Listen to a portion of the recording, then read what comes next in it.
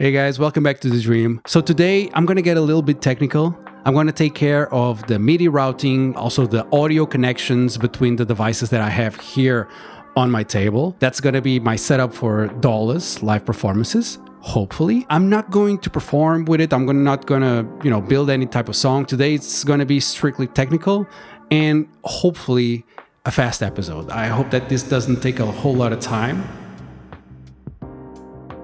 But yeah, so let's cut the talking and let's go directly to the operations table. How about that? Now we're on the operations table, and as you can see, I have everything lined up, but not really, or mostly not connected. Since I basically attached the Digitone and the Digitakt to these Roadworx synth stands using the Visa screws on the back. This is not going anywhere, so I just assembled it to be, one unit that I can take anywhere. These will not leave anywhere ever, which is good. It feels very, very solid. So if you have like two of these Elektron boxes, I really suggest, if you're looking for a stand, a cheap stand, this costs something like 30 euros. And like I said, you can use the Visa mounting points on the back to attach them to the stand itself. And it's really sturdy. And it looks good. It looks good. I mean, cables could be a little better, but I was never good at organizing stuff. So the plan for today is just to connect these so they are ready to be used, right? And that involves connecting the MIDI, connecting the audio, and then making sure that the routings are okay. Hopefully this won't take long. I already have all of the cables that I need, hopefully here on the right side. And in terms of the MIDI setup, I'll probably gonna have to look up into the advanced setup menus for the circuits in order to check for the MIDI channels. So I can then take notes here and have the Digitack control both the circuit tracks and the Digitone, but make sure that the MIDI channels don't cause conflicts between each other. So I need to make sure that each one of these is on its own MIDI channel. I don't really care about the rhythm because the rhythm is going to be a separate thing. So maybe what I'll do is basically disable receiving CC information altogether on the rhythm. So it's just clock, basically. It just syncs the clock and that's it. So that's enough fluff. Let's just get started, right? So the first thing to do is, well, the Digitack is already connected to the Digitone in terms of audio. So now I want to connect one of these to the Digitone, right? And which one? I think I'll have the rhythm last. So whenever I use the grid effects on the rhythm, it doesn't affect the tracks. So that means that I'm going to have to attach I'm going to have to connect the tracks first and then the rhythm to the tracks. I need to be careful because then the volume on the circuit tracks, remember that these are not technically stereo.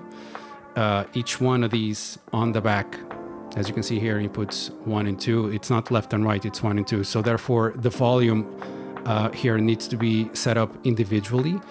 And that means that I have to be careful with how the balance in terms of panning is set up. This kind of messes up with my OCD, if I'm completely honest, because I know in my mind that the levels are not completely, equal on each side. And just knowing kind of messes me up. But that's the way it's going to be. Unless I find some other way to do this, for now, it's going to be that way.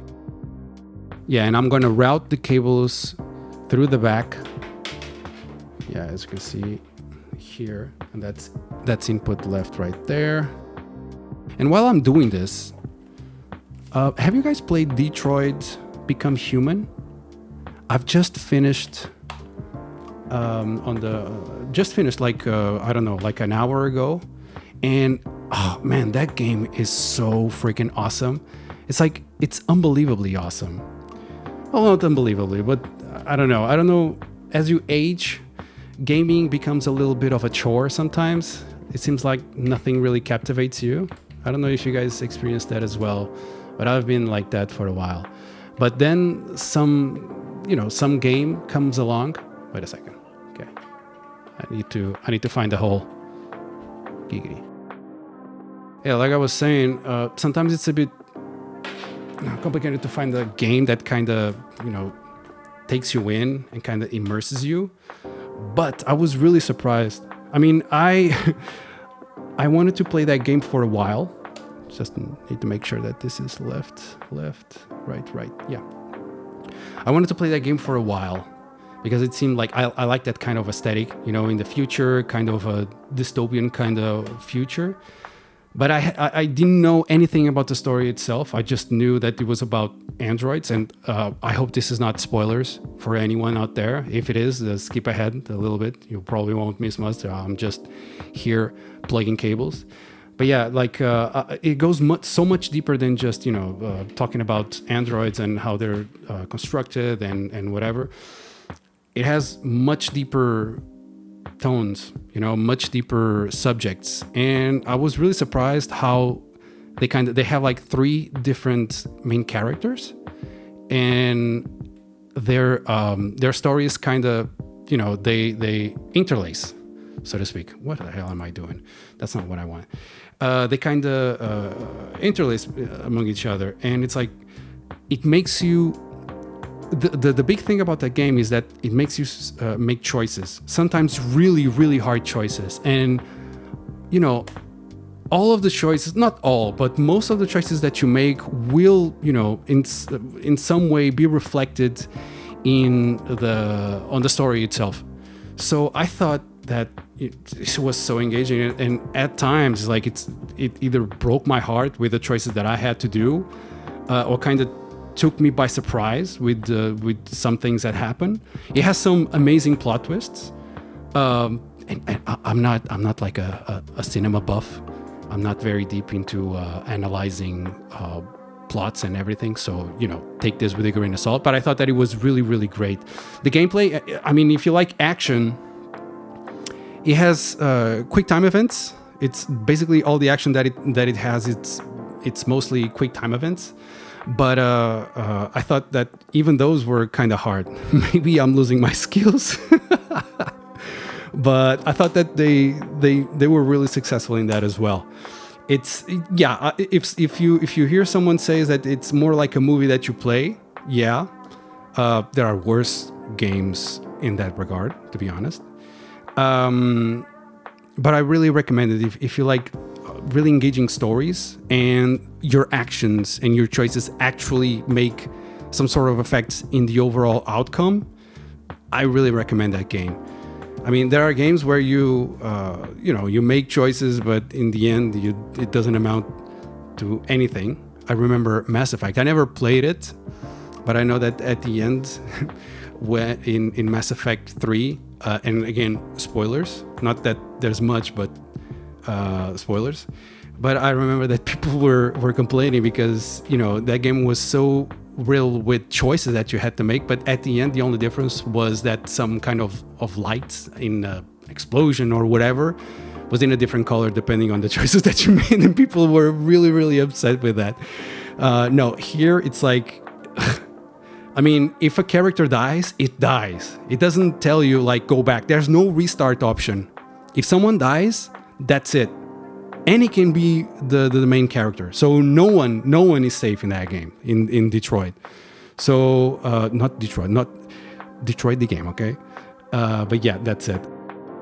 I got completely sidetracked by talking about the game.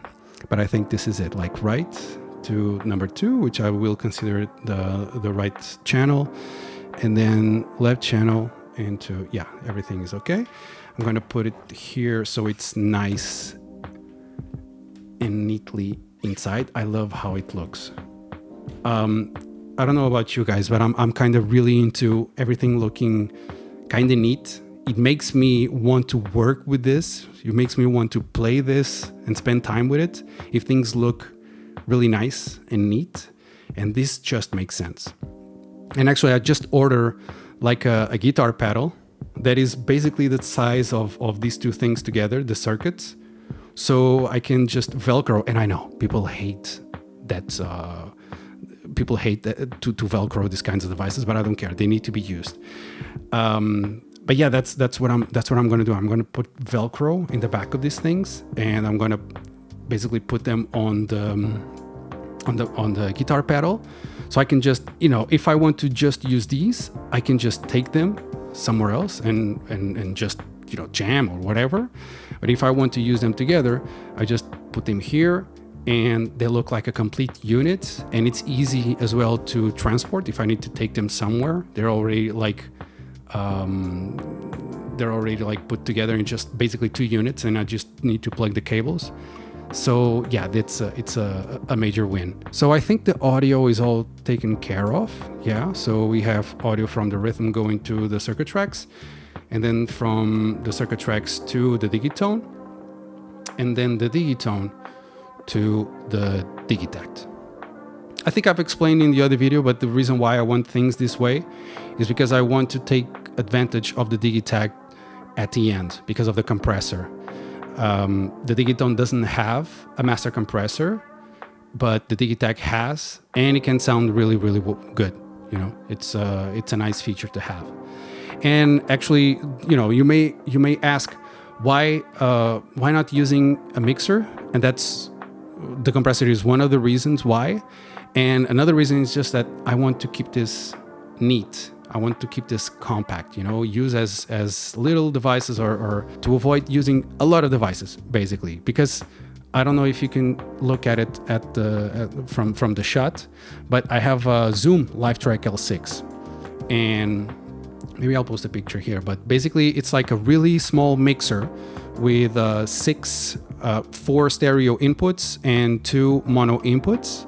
Really, really cool. This is like a Swiss Army of audio because it can record multi-track. It works with a phone, directly with a phone. It accepts like 4 stereo inputs. It has internal effects. Not that they're very good, but they're there. There's reverb and delay. It has panning. It also has EQ.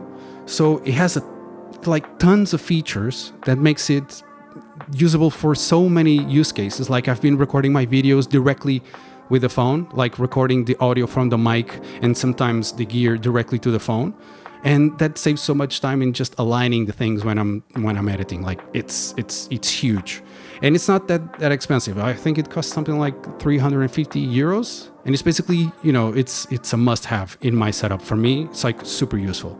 The thing is, while it's really cool and it has its own compressor, the compressor is not that, it's not that great. I wish that Zoom would apply some kind of firmware update where we could mess with the compressor settings. I don't know, maybe in the future. But it's just one more thing here, and I don't want that. I want to keep it as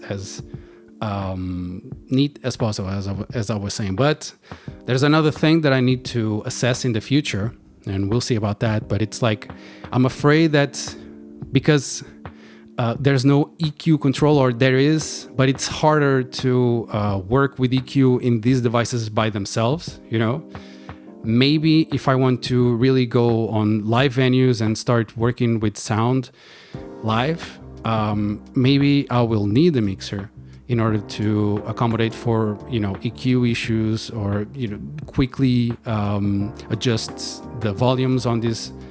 I don't know. We'll see how things progress, but for now, I won't be using it. And that's another tangent for you.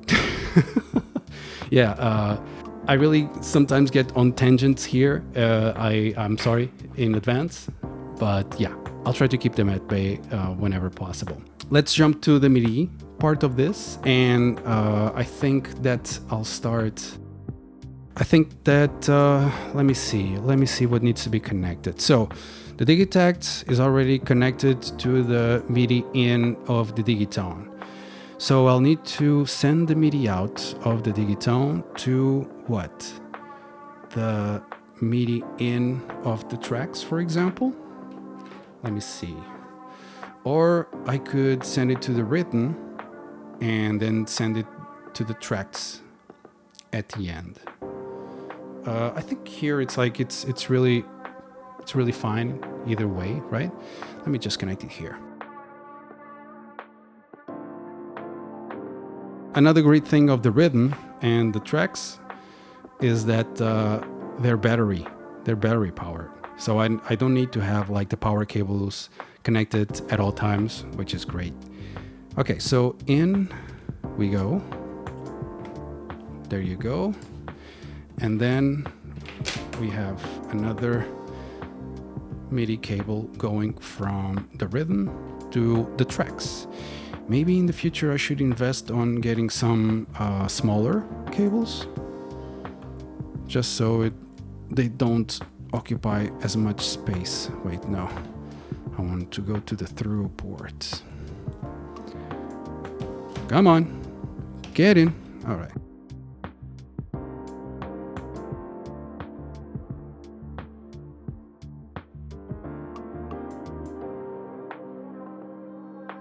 I was afraid that I had to pull them, too much apart because of the cable itself, as you can see here. But yeah, this is a good space. I was looking for some kind of stand that would allow me to have this and this connected at all times in one single unit, but I couldn't find anything that worked, because even though Roadworx has a double stand adapter, you put things below here and it kind of raises it, and then it allows to connect another one like these in the front, then there would be a problem of where these cables would go. Maybe in the future, but for now I think this will be enough. So I think that we're done in terms of connection. So we have the audio, we have the MIDI, the power cables are already there as well. Yeah, so that's cool. I actually glued with tape. Okay, so it's not definitive, but I glued the power bricks here under the stand, so it's always there. And if I want to disconnect them, I can just plug, the last cable of the last power cable, the one that goes from the power the wall outlet to the power brick. You can disconnect that, right? So I'll just put that. I'll just take that out whenever I want to transport this, and everything else will be plugged at all times. Maybe there could be a concern of this, catching on something and breaking, but I won't think about that right now. I'll think about that in the future. But yeah, I think that we're done in terms of connections, right? So I think we can take care of the MIDI channels. Let's see if everything powers up. Digitack is on. Digitone is on. Circuit tracks is on. Circuit rhythm is on. All right, everything is on. Just booting up. And okay, so I'll just take a little bit of time to figure out what sort of MIDI channels do we have in place right now. All right. So what I did just now was disable the sending and receiving of MIDI note data, MIDI CC data, and MIDI program change data. I kept the MIDI clock just in case it's needed. But yeah, and now I'm going to check what's going on with the circuit tracks. We're not going to control the drums using the Digitakt unless I want to use some samples. Like I've mentioned before, I'm probably not going to use the drum tracks 1, 2, 3, and 4 for actual drums. What I'm going to use is that put some, vocal chops or anything of the sort like that, that I can then use to create textures, to create ambience. Ambience? I don't know. You know what I mean. In case I need it. But besides that, I think everything is okay. Yeah. And let me see. It is not receiving tempo. Why is it not receiving tempo? This is where the fun actually begins. So let me see if I can find out why.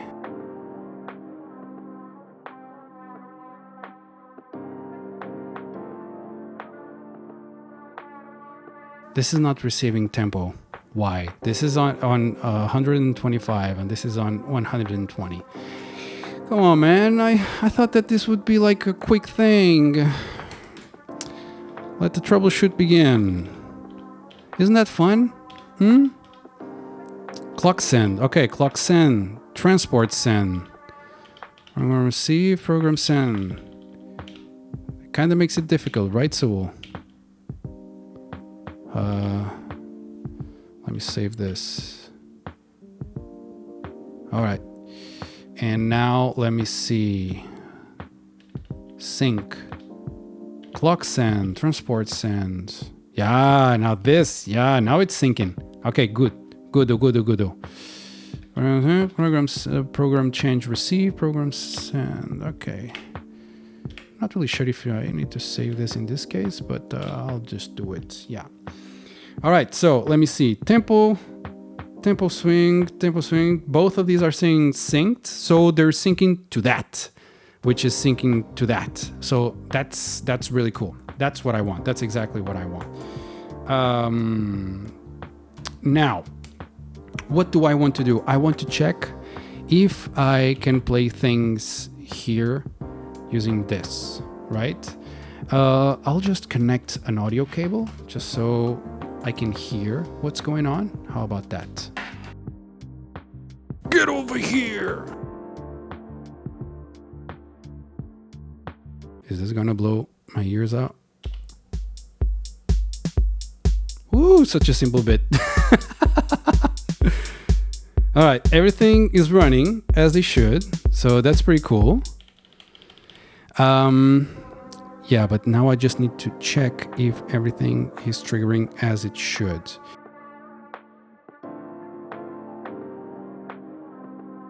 Yeah, the external mixer is currently off.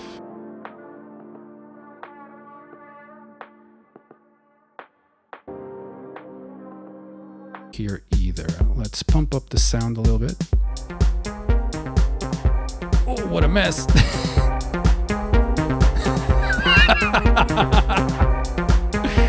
How about this for a sound, huh, guys?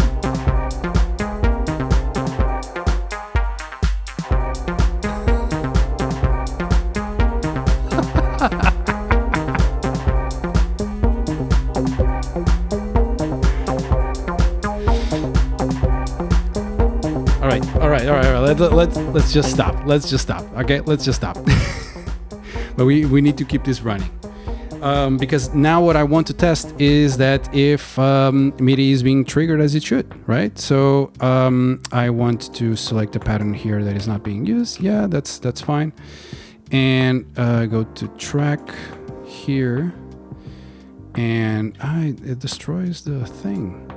When I change a pattern to a new pattern, it doesn't know the stereo. I probably need. So there's a thing that you can activate on Elektron. You can go to global settings and then set the external mixer as like global for all patterns. And this is probably something that I'm going to have to do here. So I don't have to, for each pattern, set up a different, set up the input audio every single time, right?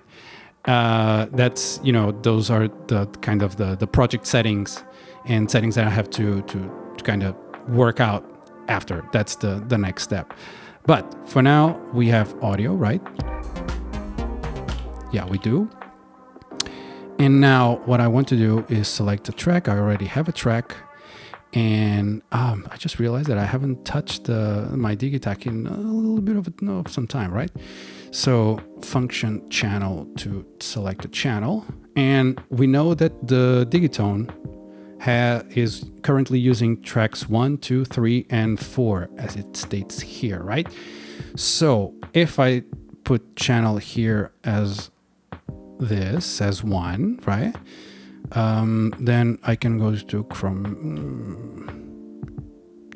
chromatic, and then Shia LaBeouf. Why is it not? I know why. Oh, man, I don't know if you realize, but I needed to put the audio again because when I change pattern, it sends a program change and changes the pattern here as well. That's a really cool feature. That's something that I want to use. But then again, I have to set up the global settings for the Digitone as well, right? But it's not doing what I want.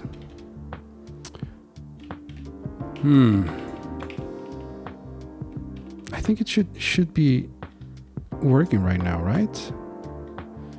Should be hearing sound right now. Oh, okay. Skill issue, like they say, right? So the master volume was not very high. That means that probably this will be a little loud when I put it on again.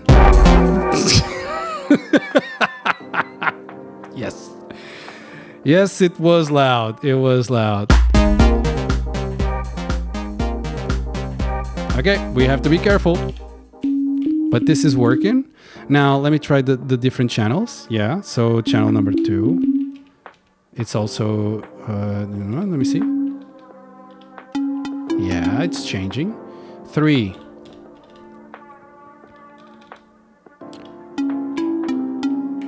Oh, I haven't changed it here. There you go, changing as well. Now 4. And I have to change it here as well. And let me put something else. Jerry bass.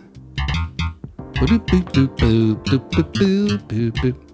you guys ever heard? Sorry, I'm not gonna. I don't know how to do a Jerry impersonation.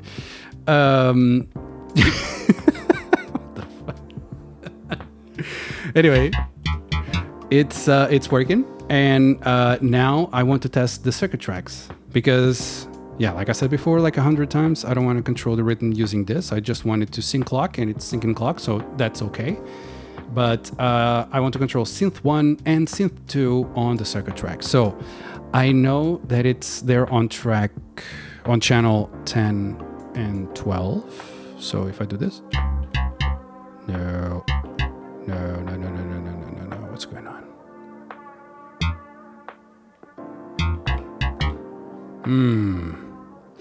Oh, I know why this is happening. Because the auto channel, I saw this earlier. So MIDI config here, channels, and auto channel. I need to learn what exactly the auto channel is. But I'm going to put it to something that is not being used right now. So like, for example, channel 9. Let me see. All right, so now it's not really being used.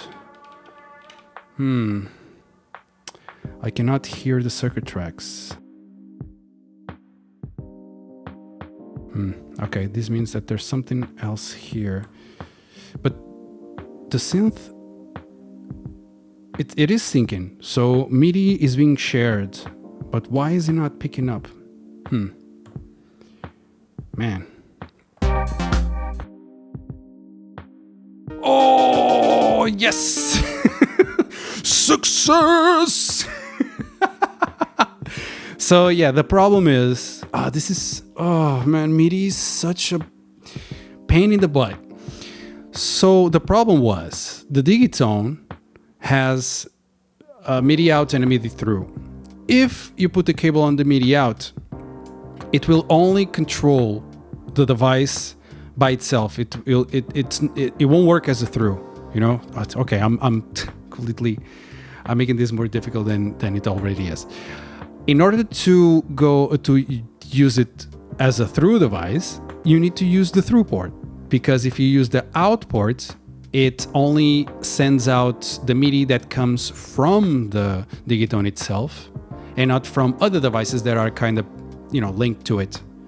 I hope that this was clear. But basically what I did just now was switching off the MIDI out to the MIDI through, and we are live. And now on channel 12,